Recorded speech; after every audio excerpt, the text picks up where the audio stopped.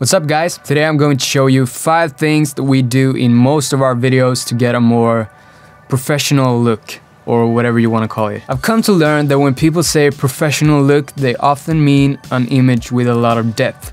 So if you want a professional look, you have to add depth to your image. There are a few different ways you can add depth to your shot, and I'm going to show you how to do that and go from this to this.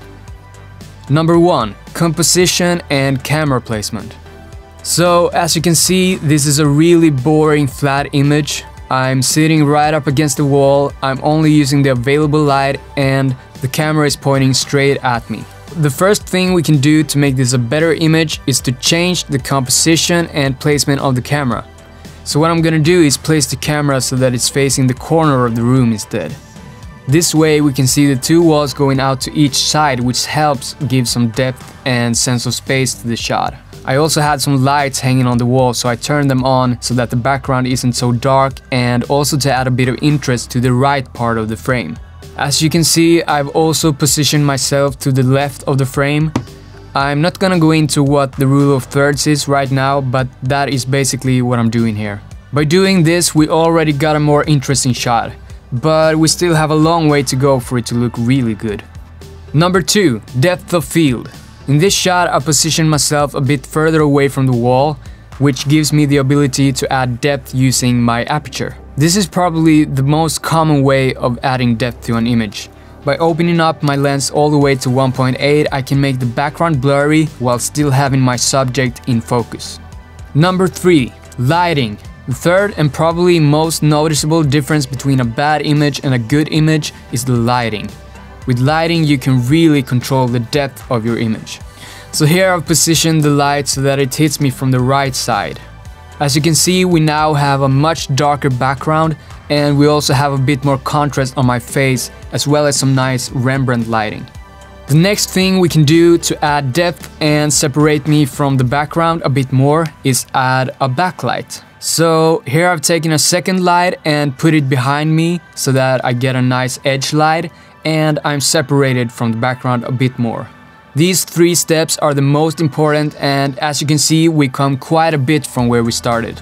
Number 4, parallax effect / foreground objects. If you want to add even more depth to your shots, there are a few more things you can do. One is to add objects in the foreground closer to the camera.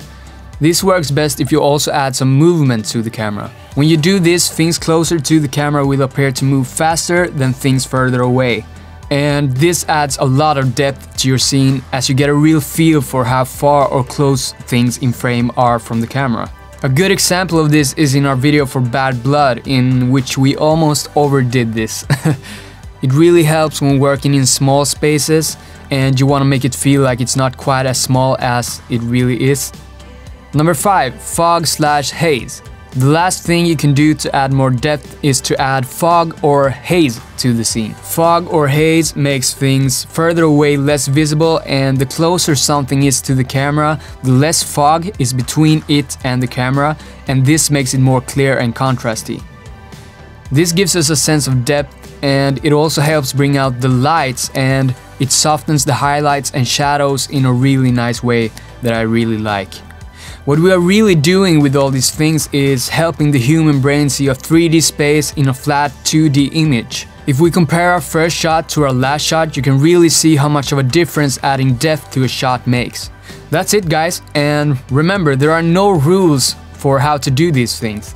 I am by no means a professional cinematographer, and this is just what I've learned from doing it, so feel free to try your own things and find your own ways of creating awesome videos.